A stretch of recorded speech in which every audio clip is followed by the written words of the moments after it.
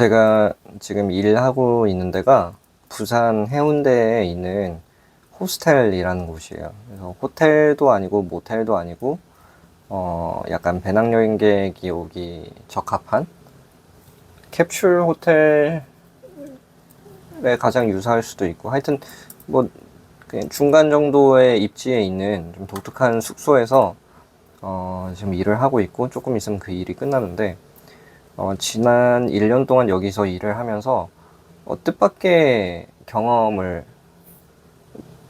뜻밖의 그 좋은 점이 있었어요. 여기서 이제 근무를 하면서. 그게 뭐냐면은 그 외국인 볼런티어라고 해서 그 여행객들이 일정 기간 동안 투숙의 혜택을 받고 그 하우스키핑이나 뭐 이렇게 내부적인 그 일을 좀 도와주는 그런 프로그램이 전 세계적으로 있더라고요.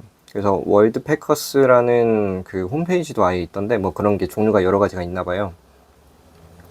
거기서 막 신청을 해요. 전 세계에서 뭐 유럽도 있고 미국도 있고 뭐 남미도 있고 별의별 곳에서 다 신청을 하는데, 거기 친구들을 한 번 되면 한두 달 정도 같이 이제 지내게 되는 거죠.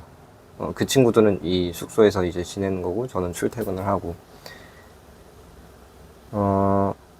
그래서 제가 지금 여기 있는 곳 같은 경우에는 꽤 많은 인원이 왔다 갔다 해요. 그래서 한 번에 동시에 투숙하는 그런 그 볼런티어 친구들이 최대 뭐 6명도 넘어가기도 하거든요. 뭐 아예 없을 때도 있긴 있지만, 평균이 뭐 4명이라고 쳐도 그 4명이 뭐 한 달, 두 달, 세 달 이렇게 계속 이제 교체가 되면은 1년 동안 꽤 많은 사람들을 만나게 되는 거거든요. 근데 이게 외국인 노동자에 대한 편견적인 의식으로 뭐 딱 잘라 말하는 건 아니지만, 그 노동을 하기 위해서 한국을 방문한 친구들이 아니라 정말 젊은 20대 초반부터 한 30대 중반 사이의 레인지로 정말 다양한 국가에서 와요. 그래서 뭐 의외로 미국이나 뭐 영국, 프랑스, 북유럽, 스웨덴, 뭐 스위스, 독일 뭐 이런 데서 온 친구들도 꽤 있고, 그리고 남미에서 꽤 많이 오고, 남미에서 뭐 한국이 인기가 많나 봐요. 그리고 일본, 중국에서도 많이 오고, 여러 가지 친구들을 만나는데, 정말 이 노동을 목적으로 온 친구들이 아니다 보니까 별의별, 어쨌든 재밌어요. 무슨 말인지 알겠죠? 다 섞여 있어요. 그러니까 한국에 저런 애들은 뭐 돈 벌려고 온 애들이야, 이게 아니다 보니까 정말 내가 외국에 가서 여행하면서 사람들 만나는 거랑 비슷한 효과가 있어요. 엄청난 이점이죠. 몰랐죠. 여기 뭐 그냥 알바 수준으로 저는 중생활 연구를 관련해서 정말 온 에너지를 퇴근 후나 뭐 자는 순간에도 꿈을 그런 걸 꾸거든요. 그렇기 때문에 최대한 단순한 직을 구하기 위해서 구하다 보니까 여기 이제 근무하게 된 건데, 의외의 좋은 점이 생기게 된 거죠.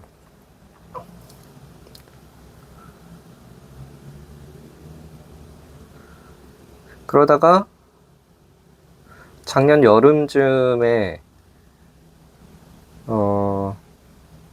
제가 행복의 5가지 조건이라는 다소 대중적인 컨셉에 대해서 좀 구상을 한 적이 있어요.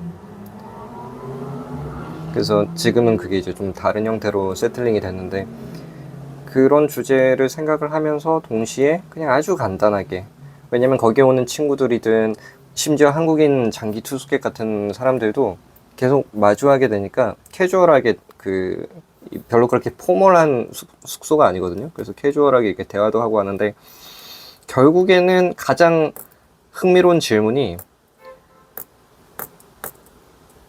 어떤 삶을 살아왔는지를 이제 나누는 거잖아요.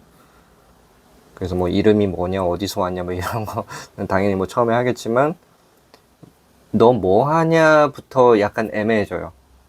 왜냐면은 모든 사람이 뭐 대학을 나온 것도 아니고, 대학에 전공을 했다고 해서 그것이 자기를 그 리프레젠트 하고 싶은 그 아이덴티티가 아닐 수도 있잖아요. 그리고 여행을 하는 많은 이유 중에 하나가 자기가 뭘 하고 싶어 하는지 몰라서 여행을 하는 친구들도 많단 말이죠. 그렇기 때문에 정말 다양한 사람들이 있기 때문에 이름 정도는 물어보실 수 있고, 뭐 나이는 한국인이기 때문에 뭐 물어볼 수 있는 부분인 것 같고, 이제 어느 나라에서 왔는지 이것도 애매한 친구들이 있거든요. 어느 나라에서 왔는지, 뭐 태어난 곳은 여기인데 또 뭐 복잡해요. 그러니까 정말 궁극적인 질문이 뭘까라고 생각을 하면서 막 질문을 하다가 그것도 그 에너지가 쏟기잖아요. 그래서 어느 정도 친분이 생기면은 딱 던지는 질문이 하나 생겼어요. 그게 뭐냐면은 삶을 0에서 10점까지 만약에 매긴다고 치고, 0은 정말 괴로운 상태, 그리고 10은 정말 정말 이 마음에 풍족한, 참 즐겁고 행복하고 이런 상태라고 했을 때 0은 이제 거의 뭐 삶을 포기하고 싶은 수준의 상태겠죠. 그리고 5는 뭐 5든 6이든 편의상 5라고 할게요. 5가 중간이라고 쳤을 때 딱 중간이다. 정말 이러지도 저러지도 않는, 내가 행복한지 내가 불행한지 정말 그 중간 어딘가에 있는 느낌이라고 했을 때, 지금 너의 삶이 총체적으로 몇 점이냐, 이 질문을 이제 하기 시작했어요. 그리고 이 질문이 여러 명이 앉아 있을 때도 꽤 인기가 있었고, 각각의 사람의 대답에 따라서 그 대답이 상당히 파격적이었어요. 기본적으로 한국인들은 제가 예상하기로는 5점에서 0점 사이에 어딘가라고 편견을 가지고 있었어요. 지금도 그 편견을 깨기가 조금 어렵긴 한데, 한 3점에서 4점 왔다 갔다 하지 않을까. 그리고 좀 더 불행하다고 느끼고 좀 더 힘든, 정말 정서적으로 힘든 친구들은 뭐 2점, 1점까지도 내려가서 뭐 그 정도 되면 이제 정말 삶이 어렵고 또 우울하고, 뭐 약도 먹고 테라피도 받고 뭐 여러 가지 그 어려움이 있는 그런 상태겠죠. 단순히 뭐 가난하다 부자다 이거랑 그거를 넘은 거거든요. 이거는 그 개념을, 부자라고 해서 점수가 무조건 높은 것도 아니고 상대적으로 궁핍하다고 해가지고 무조건 낮은 것도 절대 아니에요. 그리고 그거를 뭐 의심의 여지 없이 이 친구들의, 또 사람들의, 뭐 어른들도 있었거든요. 다 어린이죠, 따지고 보면. 그렇게 따지면 애들은 없는데, 어쨌든 저보다 어린 애들은 다 애들처럼 느껴가지고 이제 그런 식으로 얘기를 하는데, 정말 대답이 독특했고, 와, 한국인 친구 중에 한국에서만 살았는데, 그리고 나이도 그렇게 적지가 않고, 남잔데 직장이 있지도 않고, 뭐 그러니까 일반적인 우리들의 생각으로 봤을 때는 되게 불안할 것 같은 뭐 그런 상태의 친구가 너무너무 그 해맑게 높은 점수를 말해가지고 우리가 다들 놀랬던 적이 있고, 이게 개인적인 그거라 가지고 더 말을 할 순 없지만 정말 놀라운 삶을 살게 된 친구입니다. 그 이후로. 뭐 입이 근질근질한데, 아무튼 그런 친구도 있고, 또 엄청나게 선진국에서 왔는데도 와, 이 친구들이 이렇게까지 그 고민을 하고 있구나. 그리고 제가 이 질문들을 하고 저랑 이렇게 대화를 한 이후에 그 다음날도 막 찾아와서 네가 어제 했던 그 말에 대해서 요즘 많이 생각을 하고 있다 하면서 이제 또 계속 추가적인 대화를 했던 그런 친구들이 있어요. 우리가 유럽도 유럽 나름대로 이제 그 중간에서 위쪽으로 가면 갈수록 행복 지수가 제법 높고 선진국의 반열에 오른다라고 생각하기 마련이잖아요. 그래서 뭐 스위스부터 뭐 독일, 그다음에 덴마크, 북유럽들, 뭐 스웨덴이라든지 핀란드라든지 실제로 그 행복 지수가 제일 높은 걸로 나타나는 그 국가들인데, 이런 것도 되게 흥미로웠고, 그리고 또 행복 지수가 높다는 국가에서 온 친구들 2명한테 물어봤더니 진짜 행복 지수가 압도적으로 높은 거를 발견했을 때도 또 흥미로웠고, 하여튼 흥미로웠습니다.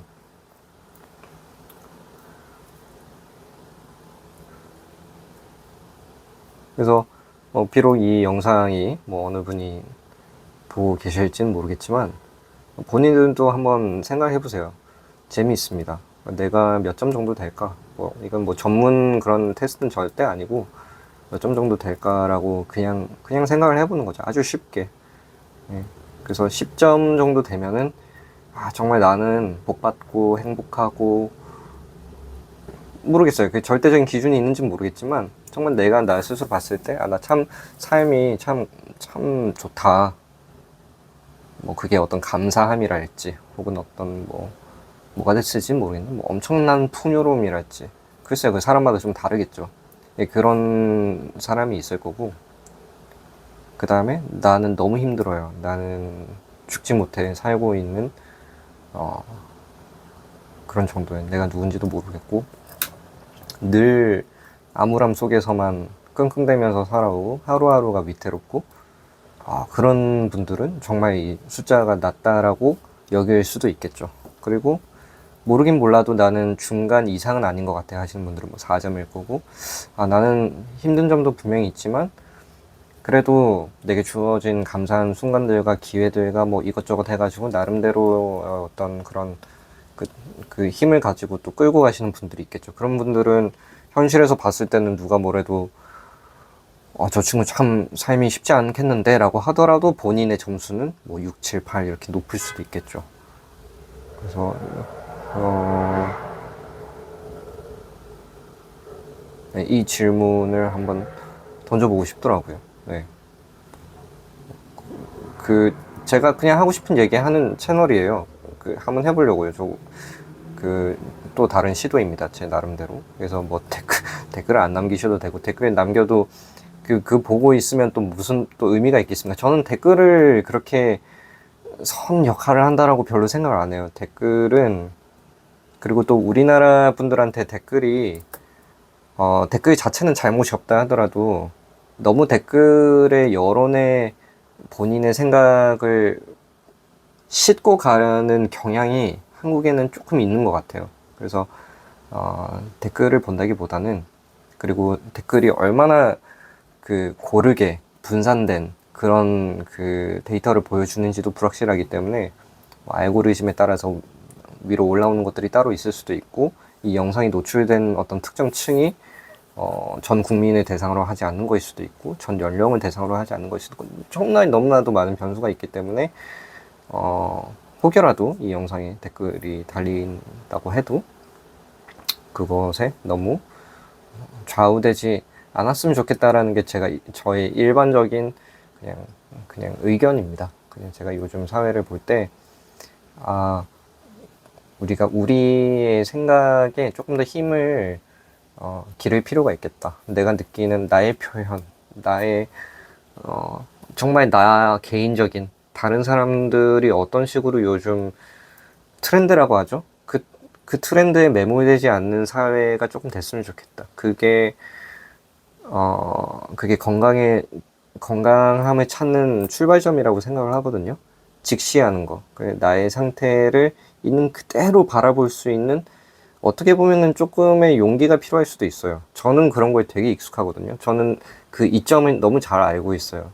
투명했을 때, 정직했을 때, 정말 있는 그대로 나의 정말 더럽고 쓰레기 같고 추하고 완성되지 않은 미완의 어떤 정의할 수 없는 그것을 직면하는 그게 저 개인적으로는 거의 20년 전부터 알게 모르게 해왔던 작업이라서 그거에 대한 이점을 너무 명확하게 알고 있어서 아무런 거리낌 없이 그거를 적극적으로 하려고 하는 성향이 있는데, 이번에 또 대화를 또 이 직장에서도 많이 하고, 또 이외에도 제가 다른 분들이랑 대화를 많이 하다 보면은, 이게 연령 구분 없이 젊은 친구들은 젊은 친구들대로, 또 60, 70대 이상 분들은 또 그분대로 이게 이렇게까지 이루어지지 않고 있다는 것을 저는 몰랐어요.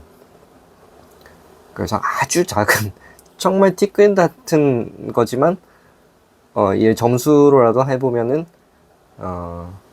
본인 스스로에게도 한번 곱씹는 계기가 되지 않을까라고 생각을 해서 또 한번 영상을 올려봤습니다.